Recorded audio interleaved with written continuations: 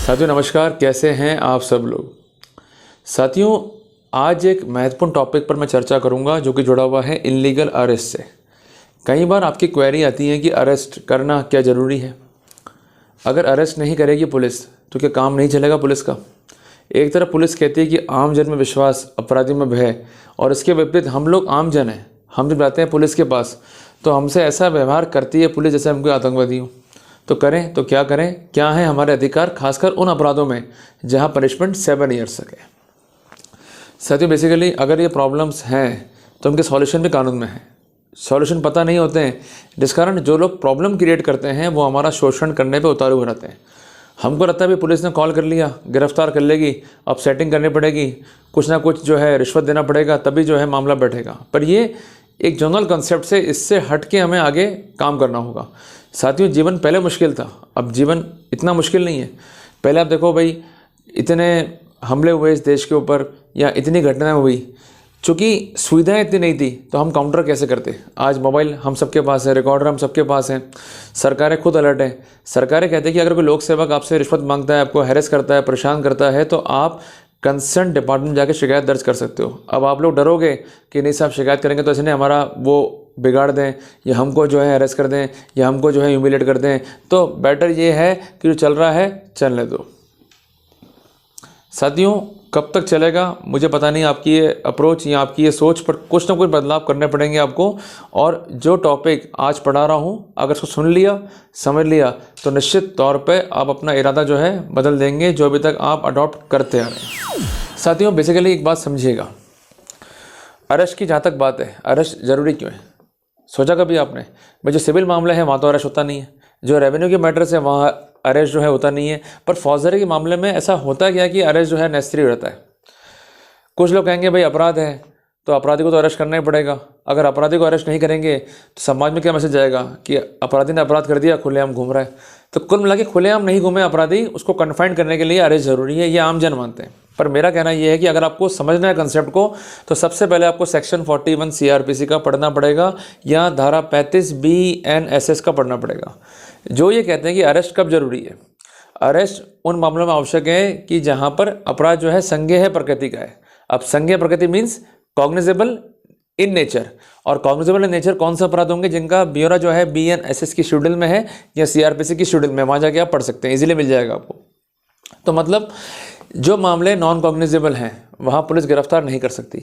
इसके अलावा रिक्वायरमेंट क्या है, कुछ इंपॉर्टेंट शर्तें हैं गिरफ्तारियों की, वो क्या है। सबसे पहले बात, केस का प्रॉपर इन्वेस्टिगेशन करना है जिसके लिए आपका अरेस्ट नेसेसरी है, तब आपको गिरफ्तार किया जा सकता है। अगर इन्वेस्टिगेशन ही हो गया है तो ये कहते हुए कि मामला गंभीर है, गिरफ्तार नहीं करा तो लोग क्या कहेंगे, लोग क्या सोचेंगे, ये ग्राउंड जो है गिरफ्तारी के नहीं हो सकते। मैं आपको याद दिलाना चाहता हूँ ऑनरेबल सुप्रीम कोर्ट का महत्वपूर्ण जजमेंट जो कि है वर्ष 2021 का, जिसका टाइटल है सिद्धार्थ बनाम स्टेट ऑफ यूपी। इसमें स्पष्ट कहा गया कि अरेस्ट की पावर होना एक अच्छी बात है और उसको एक्सरसाइज करना बहुत रेस्पॉन्सिबल बात है। अगर आपके ऊपर कोई रेस्पॉन्सिबिलिटी है तो आपसे अपेक्षा भी है कि आप उन रेस्पॉन्सिबिलिटी को एज पर लॉ जो है निर्वहन करें।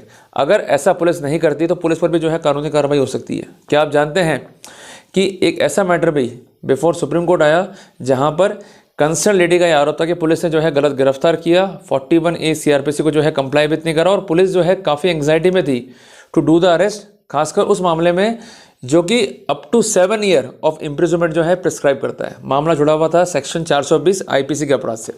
और आए दिन हम देखते हैं कि इस तरह की FIR से पुलिस जो है दबाव बनाते हैं कि भाई गिरफ्तार करेंगे और अब कोई ऑप्शन जो है नहीं बचा है, आपसे रिकवरी करनी है। एक बात मैं स्पष्ट कर दूं कि recovery is not a ground to do the arrest.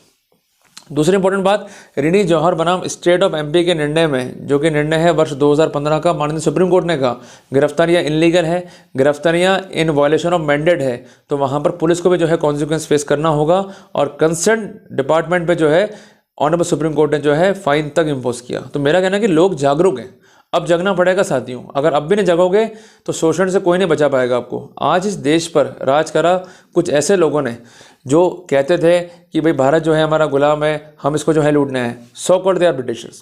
पर कुछ लोग लड़े, उनको रेसिस्ट किया, हम लोगों ने उनका साथ दिया, अल्टीमेटली हमने फ्रीडम एंजॉय करा या नहीं करा। तो सेम बात यहाँ पर है कि आज कुछ लोग ये सोचते हैं कि कानून का भय दिखाकर हमें लूट लेंगे, हमसे पैसे जो हैं ऐंठ लेंगे, पर अगर हम ही खामोश बैठेंगे, हम ही आगे नहीं बढ़ेंगे तो फिर काम नहीं बढ़ेगा। तो सबसे पहले आपको ये चीज़ क्लियर कर दी मैंने कि अरेस्ट की रिक्वायरमेंट क्यों है और अरेस्ट के लिए प्रोटोकॉल्स क्या है, जिसमें एक महत्वपूर्ण ग्राउंड क्या है कि proper investigation of the case. दूसरा ग्राउंड क्या है, to prevent you to flee away from justice. कई बार ऐसा होता है कि आरोपी जो है फिराक में होता है भागने की, तो ऐसी स्थिति भी लगती है पुलिस के हाथ की, या आरोपी जो है भाग जाएगा या इसका फर्जी पासपोर्ट जो है तैयार हो गया, तो उसको रोकने के लिए भी ये कदम जो है उठाए जा सकते हैं। इसके अलावा एक अन्य ग्राउंड है to ensure your presence before court of law. कई बार ऐसा होता है कि भाई आप बाहर बैठे हुए, अचानक जो है आप इंडिया किसी काम से आ गए और आप जो है पुलिस की गिरफ्त में आ गए, तो पुलिस गिरफ्तार करेगी आपको, क्योंकि आप भागे हुए हो। क्लियर है, क्योंकि आपके खिलाफ कोर्ट की प्रोसीडिंग्स हैं। अगर आप कोर्ट में अपीयर नहीं हुए तो लंबे समय तक केस जो है पेंडिंग रहेगा और जिम्मेदारी या जवाबदेही जो है प्रोसिक्यूशन की एजेंसी कोर्ट में बन जाती है। तो उस स्थिति को देखते हुए गिरफ्तार जो है आपको किया जा सकता है। बहुत सिंपल सी बात है। चौथी बात यह है कि आप इन्फ्लुएंशियल पर्सन हो, आप पैसों के दम पर गवाह खरीद सकते हो, गवाह को धमका सकते हो कि तूने गवाही दे दी तो अल्टीमेटली तुझे परिणाम जो है भुगतने पड़ सकते हैं। तो ये भी ग्राउंड बनता है to prevent you from indulging, means उस एक्टिविटी में इन्वॉल्व होने से आपको रोकने के लिए भी ये कदम जो है जरूरी है। तो कुल मिला के अरेस्ट के रिक्वायरमेंट्स क्या है, ये कानून में लिख दिया गया है, पर प्रैक्टिकली होता क्या है, बहुत डिफर। प्रॉब्लम क्या है इस देश के अंदर कि पुलिस जो है अपनी मनमानी करती है, जो गाइडलाइंस बनी हुई है उसको फॉलो तक नहीं करती है, और अधिकांश केसों में से देखा गया है। आपको इस बात की बड़ी हैरानी होगी कि वर्ष 1994 में डी के बसु के जजमेंट में ऑनरेबल सुप्रीम कोर्ट ने कुछ गाइडलाइंस दी कि अरेस्ट को लेकर पोजीशंस क्या होंगी, उसको आज तक फॉलो नहीं किया गया। मर्जी आई तो अरेस्ट कर रहे हैं, मर्जी नहीं आई तो अरेस्ट नहीं कर रहे हैं। भाई ये क्या बात हुई। इवन आप देखिएगा कि 41A CRPC आया और उस गाइडलाइंस तक को भी फॉलो करने में कोई रुचि नहीं दिखाई, जबकि इसमें मैंडेटरी प्रोविजंस थे कि जहां पनिशमेंट 7 ईयर तक का है वहां पर अगर आरोपी कॉपरेट कर रहा है तो गिरफ्तार नहीं करना है। आपको ध्यान होगा कि अर्नेज बनाम स्टेट ऑफ बिहार का एक महत्वपूर्ण निर्णय है वर्ष 2014 का ऑनरेबल सुप्रीम कोर्ट का। उसमें ऑनरेबल सुप्रीम कोर्ट ने स्पष्ट किया कि जहां पनिशमेंट अप टू 7 ईयर है, भले ही ऑफेंस मैट्रिमोनियल है, भले ही ऑफेंस कोई भी हो, जहां पनिशमेंट 7 ईयर तक है वहां गिरफ्तार नहीं करना है। No arrest can be in the routine and mechanical manner. अगर मजिस्ट्रेट के पास ऐसा एक फैक्ट आता है कि गिरफ्तारी गलत है या इलीगल है या मैकेनिकल है, तो फर्दर डिटेंशन को मजिस्ट्रेट जो है स्वीकार नहीं कर सकता, वहां बेल देनी पड़ेगी। और अगर ऐसा गलती करेंगे पुलिस वाले या मजिस्ट्रेट साहब तो उन पर डिपार्टमेंटल एक्शन होगा ही होगा। पर इसके बावजूद भी क्या हो रहा है, कुछ सुनने को तैयार ही नहीं है। जिम्मेदार हम लोग हैं, जिम्मेदार वो लोग नहीं है, वो तो मानस बना के बैठे हैं। हम लोग क्या है, डरते हैं, घबराते हैं, बात करना हमको आते नहीं है, और फिर हम डिपेंड हो जाते हैं उन लोगों पे जो लोग हमको ही मैनिपुलेट करते हैं और अल्टीमेटली हमको प्रोजेक्ट करते हुए कि देखो भाई तुम बच नहीं पाओगे, अब तुम फंस गए, अल्टीमेटली तुमको जेब ढीली करनी पड़ेगी बचना है। तो मैं आपको बार बार मैं क्यों कह रहा हूँ, सरकारें बहुत चिंतित है इस बारे में। सरकार कहती है कि जहाँ करप्शन है वहाँ पर अपनी आवाज़ रेज करो। सरकार आपके मोबाइल तक मैसेज पहुँचा रही है, वेबसाइट का ऑप्शन है, फ़ोन कॉल का ऑप्शन है, व्हाट्सअप का ऑप्शन है। आप कंप्लेंट दर्ज तो कराओ। आप कंप्लेंट दर्ज नहीं कराओगे एंटी करप्शन में तो कैसे काम चलेगा। अगर कोई बुलाया जा रहा है, धमकाया जा रहा है, पैसों की मांग की जा रही है, आप एक्शन लीजिए। It is a serious offence and apart from that section 7A, section 8, section 11 और section 12 of PC act would be applicable. उस सिनेरियो में इनकी जमानतें होना बहुत भारी हो जाएंगी। क्लियर है बात ये। और इसके अलावा कंटेम्प्ट फेस करना पड़ेगा 100 अलग, क्योंकि ऑनरेबल सुप्रीम कोर्ट ने कई गाइडलाइंस में कह दिया कि भाई ये कंप्लाई विद करना ही करना है। और इसके अलावा कई गाइडलाइंस है ऑनरेबल दिल्ली हाई कोर्ट की भी कि कंप्लाई विद नहीं करा तो जेल जाओ। क्लियर है बात ये। तो मेरा कहना ये है कि ये जो गाइडलाइन है ना, ये सिर्फ गाइडलाइन ना रह जाए, इसलिए ऑनरेबल सुप्रीम कोर्ट बहुत अवेयर है, बहुत अलर्ट है। और सुप्रीम कोर्ट ने एक रिसेंट फैसला दिया है विजय पाल यादव बनाम ममता सिंह के निर्णय में। ये हालांकि इंटरिम ऑर्डर है, 12 फरवरी 25 का ऑर्डर है। इसमें नेक्स्ट डेट दी गई है 26 मार्च 25। उस दिन क्या अपडेट आएगा बताएंगे आपको। बट मोटी मोटी बात क्या है कि इस केस में कंसर्न पिटिशनर ने कोर्ट को इन्फॉर्म करा कि भाई पुलिस हमारे पीछे पड़ी हुई है। मामले में सजा जो है 7 साल की है। इसके बावजूद भी 41 CRPC या धारा 35 सब क्लॉज 3 BNSS की कार्रवाइयों को अमल में लाने के लिए पुलिस कोई प्रयास नहीं कर रही है। सिर्फ गिरफ्तार करना उनका टारगेट फिक्स है। जबकि आपने गाइडलाइंस दी है कि गिरफ्तारियां रूटीन मैनर में मत करो। इवन आपने गाइडलाइंस दी है अर्नेज बनाम स्टेट ऑफ बिहार में कि अगर अरेस्ट करना है there must be some justification in routine and mechanical manner, no arrest can be done. पर हो क्या रहा है, सब कुछ उल्टा ही हो रहा है। तो कोर्ट ने कहा कि इस तरह कंडक्ट जो है हम बर्दाश्त नहीं करेंगे। अगर कंडक्ट हुआ है बाय द कंसर्न एजेंसी तो उनको एक्सप्लेन करना पड़ेगा कि इस तरह की गाइडलाइंस होने के बावजूद भी उन्हें गिरफ्तारी का एक्शन जो है वो क्यों लेना पड़ रहा है। कोर्ट ने यह स्पष्ट किया कि अगर इस बारे में कोई स्थिति स्पष्ट नहीं होती है, कंप्लाई विद नहीं होता है ये मामला, ultimately DGP director general of police Haryana को अपीयर होना पड़ेगा इन पर्सन। और ये भी लिख दिया कंप्लाइंस विद कर लेते हो और इस बात का एफिडेविट कोर्ट में डाल देते हो 23 मार्च 2025 तक, तो then there is no need to worry, you are not suppose to appear in person, otherwise you are required to appear in person. तो कुल लगे कोर्ट बड़ी चिंतित है, बट प्रॉब्लम क्या है, आम जन में यही डर है कि हम कार्रवाई करेंगे, लड़ेंगे तो ये हमारा बिगाड़ देंगे।